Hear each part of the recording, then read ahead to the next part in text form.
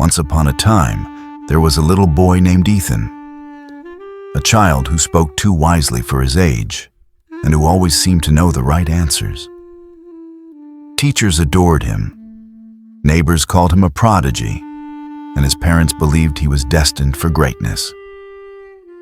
But no one noticed the quiet sadness behind his eyes. You see, when you're a gifted child, the world doesn't let you just be a child. From the very beginning, Ethan was told that his mind was a blessing, but deep down, it felt like a cage. Every praise came with an expectation. Every compliment became a silent demand to never fall, never fail, never be ordinary. He learned early that love felt louder when he achieved something and quieter when he simply existed.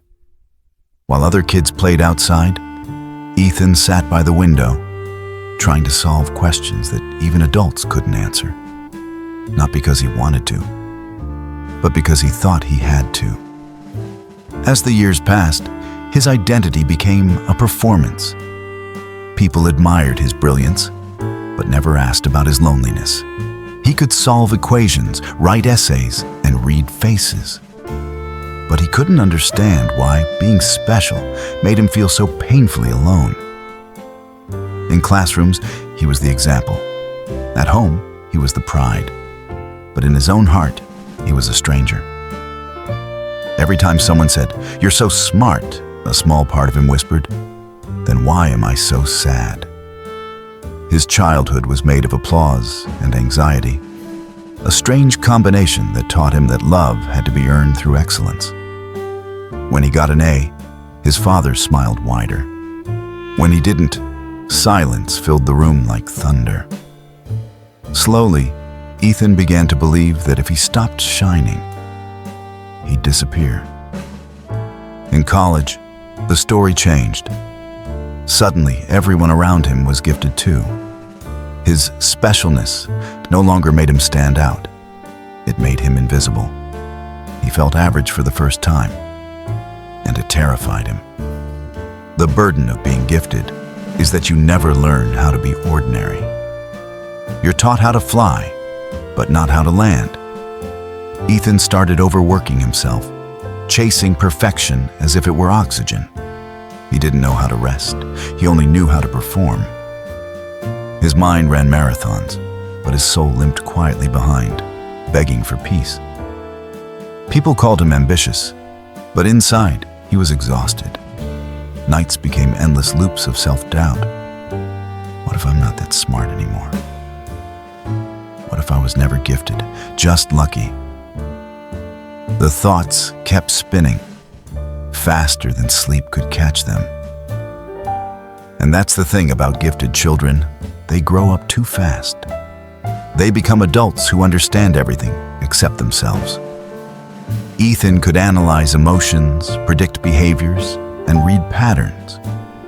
Yet he couldn't remember the last time he felt truly happy. The boy who once solved puzzles now was one.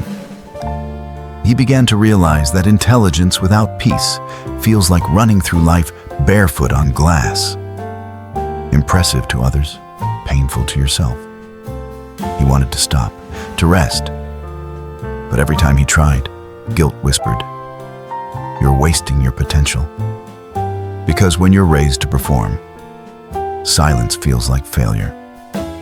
One evening, Ethan sat in his apartment, surrounded by awards that no longer meant anything. He looked at his reflection and saw not a genius, but a tired man who just wanted to be enough without proving it. In that quiet moment, tears came, not out of weakness, but out of release. He finally admitted what gifted children rarely say aloud. "I'm tired of being exceptional." He wanted to laugh without thinking, to fail without fear, to be loved without achievement. That night, he didn't study. He didn't plan. He just sat there, breathing. And for the first time in years, that felt like success. As therapy began, Ethan learned the hardest truth, that being gifted was never the problem. being misunderstood was. Society admired his brilliance, but never nurtured his emotions.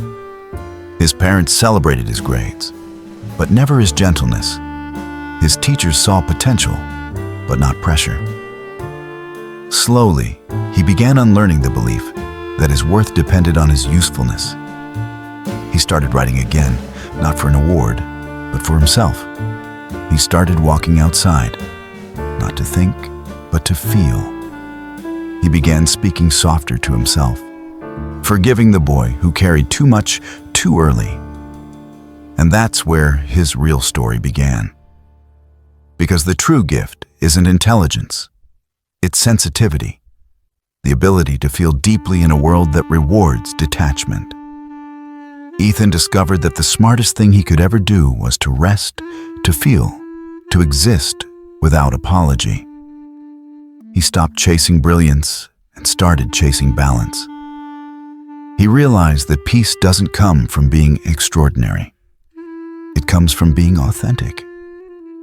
And maybe, just maybe, the greatest gift of all is learning that you never had to be perfect to be loved. So if you ever meet someone who was called gifted as a child, look beyond their achievements. Ask them how their heart is doing, because behind every gifted mind is a tender soul that learned to grow up too fast. And if you are that person, the one who still feels the weight of expectations on your chest, this is your reminder. You don't owe the world perfection. You owe yourself peace.